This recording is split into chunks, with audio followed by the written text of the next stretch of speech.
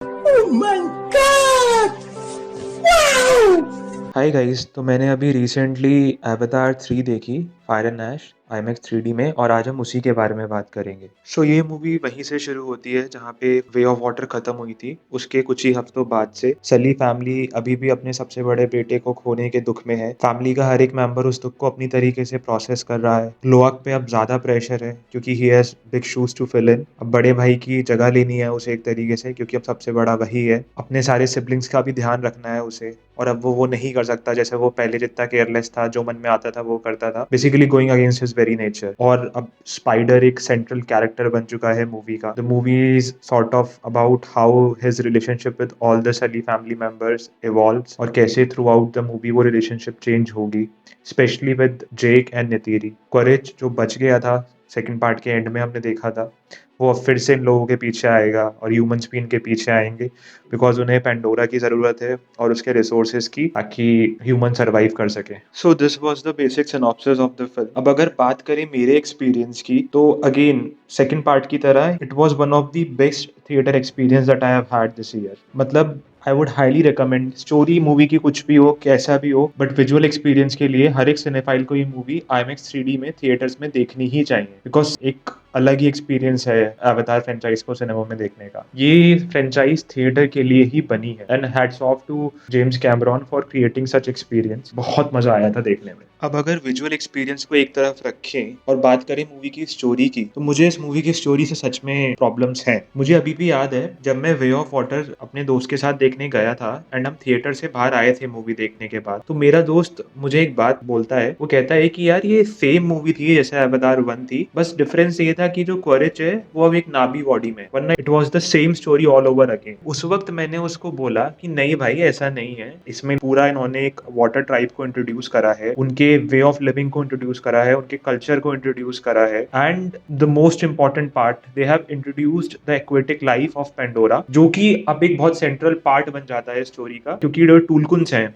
जो वेल जैसे क्रिएचर थे, वो स्टोरी का बहुत इंपॉर्टेंट पार्ट बन जाते हैं, क्योंकि ह्यूमंस उनके पीछे हैं, क्योंकि उन्हें अमृत चाहिए। तो वे ऑफ वाटर के टाइम मैंने ये कह के डिफेंड करा था, बट जब मैं अब फायर एंड ऐश देखने गया तो मुझे अपने उस दोस्त की वही बात याद आ रही थी। ये मूवी की स्टोरी एग्जैक्टली सेम है सेकंड पार्ट जैसी। मैं ये नहीं कह रहा कि बिल्कुल डिट्टो कॉपी है, कुछ प्लॉट पॉइंट्स इन्होंने इंट्रोड्यूस करे हैं इस मूवी में जो कि नए हैं, बट चंद प्लॉट पॉइंट्स के लिए आप एक 3 घंटे की पूरी मूवी बना देते हो। I don't think that is justified. पूरी मूवी देखने के बाद मुझे ऐसा ही लगा कि स्टोरी ज्यादा आगे बढ़ती ही नहीं है, हम अभी भी वहीं पर ही हैं जहाँ पे सेकंड पार्ट एंड हुआ था। सच में मुझे ऐसा ही लगा पूरी मूवी देखने के बाद। The best part about this movie जो मुझे लगा, वो थी वारांग, फायर ट्राइब की leader. She was such a strong, powerful and charismatic character, एकदम सैसी, बट उसको इस मूवी में कंप्लीटली वेस्ट करा है इन्होंने। मतलब as soon as she teams up with courage, she loses her own individuality. वो बिल्कुल मेयर पपेट या टूल बन के आ जाती है कोरेज के लिए जैसे मूवी आगे बढ़ती है। भाई मूवी का नाम फायर एंड ऐश रखा था, तो आई होप कि फायर ट्राइब या वारांग का कुछ बिगर पार्ट होगा इस मूवी में प्ले करने के लिए, बट हमने उस कैरेक्टर को ज्यादा एक्सप्लोर ही नहीं करा इस मूवी में। अब जैसे वे ऑफ वाटर में इन्होंने वाटर ट्राइब को इंट्रोड्यूस करा था, तो वो एक स्टोरी का बहुत सेंट्रल पार्ट बन जाते हैं, बट यहाँ पे ऐसा कुछ नहीं होता है फायर ट्राइब के साथ। मुझे समझ में नहीं आया कि मूवी का नाम फायर एंड ऐश रखा क्यों है। अब अगर कोरेज के कैरेक्टर के बारे में बात करें, तो सीरियसली इस मूवी के बाद तो मुझे वो कैरेक्टर बहुत बोरिंग लगने लगा है, क्योंकि मुझे ऐसा लगता है कि इस सीरीज में विलन को मारा ही नहीं जाता है। उनके पास कोई अजीब सा प्लॉट आर्मर होता है जिसकी वजह से उन्हें हर बार एक लाइफ थ्रेटनिंग सिचुएशन से सेफ एस्केप मिल जाता है। मतलब फर्स्ट से लेके थर्ड मूवी में ऐसे कितने इंस्टेंसेस हैं जहाँ पे कोरेज को इजीली मारा जा सकता था, बट समझ में नहीं आता वो लोग मारते क्यों नहीं है उसे, और वो हर बार बच जाता है उस सिचुएशन से और वापस आ जाता है। लाइक बार बार हो रहा है, ये थर्ड मूवी में हम आ चुके हैं और अभी भी यही हो रहा है।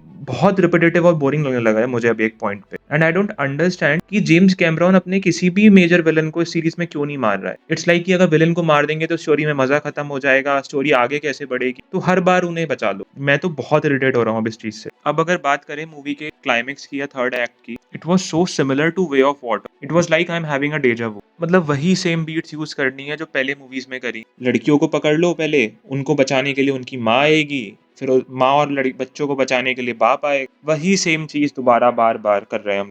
This movie genuinely story wise ऐसा लगा कि एक फिलर है बस। जो उन्होंने नए प्लॉट पॉइंट्स इंट्रोड्यूस करे थे इस मूवी में, उसमें से कुछ प्लॉट पॉइंट्स ये सेकंड पार्ट में ही इंट्रोड्यूस कर सकते थे, और कुछ को ये फोर्थ वाली मूवी में आगे फॉरवर्ड कर सकते थे, और सच में फिर इस मूवी की कोई जरूरत ही नहीं होती। ऐसा नहीं है कि मूवी इमोशनलेस थी या उसमें इमोशन नहीं, बिल्कुल थे। You feel everything what is going on the screen. Again वो फिर से वही स्टोरी और स्क्रीन प्ले। इस बार मुझे लग रहा है कि जेम्स कैमरॉन का स्क्रीन प्ले काफ़ी वीक रह गया, क्योंकि वो सेम प्लॉट पॉइंट्स उन्होंने फिर से यूज़ करे हैं, जो उन्होंने फर्स्ट और सेकंड मूवी में वो ऑलरेडी यूज़ कर चुके हैं। पता नहीं, शायद वो किसी कम्फर्ट ज़ोन में जा चुके हैं स्टोरी के मामले में, and he doesn't want to come out of it. अब अगर बात करें एक्टिंग और बाकी कैरेक्टर्स की, तो एक्टिंग सभी की बहुत शानदार थी, एक्सेप्ट वन गाय जिन्होंने स्पाइडर का रोल प्ले करा है। जो स्पाइडर का कैरेक्टर है, I understand he is sort of the heart of the film. He's one of the central characters. The major plot of the film revolves around him. वो character मुझे सच में बहुत irritating लगने लगा है। वो शायद एक्टिंग है, क्या है, मतलब जेम्स कैमरॉन वही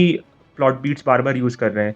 ह्यूमंस बुरे हैं, उनको पेंडोरा के रिसोर्सेज चाहिए, नावी उनके अगेंस्ट टीम अप करेंगे, क्लाइमेक्स में एक बहुत बड़ी बैटल होगी जिसमें ह्यूमंस और नावी फाइट करेंगे आपस में, और अल्टीमेटली नावी जीत जाएंगे, बट वो ह्यूमंस को पूरी तरीके से नहीं हराएंगे, और या कुछ ह्यूमंस बच जाएंगे, या अपना जो मेन विलन है वो बच जाएगा, एंड वो अगले पार्ट में फिर से वापस आएगा। ये ही ट्रोप बार बार रिपीट हो रहा है through out all these movie, and I think अब स्टोरी ज्यादा आगे बढ़ नहीं पा रही है। स्टोरी घूम फिर के वहीं आ जाती है जहाँ पे पिछले पार्ट में थी। यार, जब आप हर डिपार्टमेंट में इतना काम कर रहे हो, तो why can't you work on the story? जैसा सुनने में आ रहा है अवतार 4 और 5 की स्टोरी होगी, तो फिर भाई आई डोंट थिंक इस मूवी की जरूरत थी। हम डायरेक्टली अवतार 4 की तरफ जा सकते थे। It's no doubt one of the best theatre experience that I had visually, but again यार, हम स्टोरी को नजरअंदाज तो नहीं कर सकते ना। So guys, these were my thoughts about the film. Let me know what do you think about this film, and I will see you in the next one.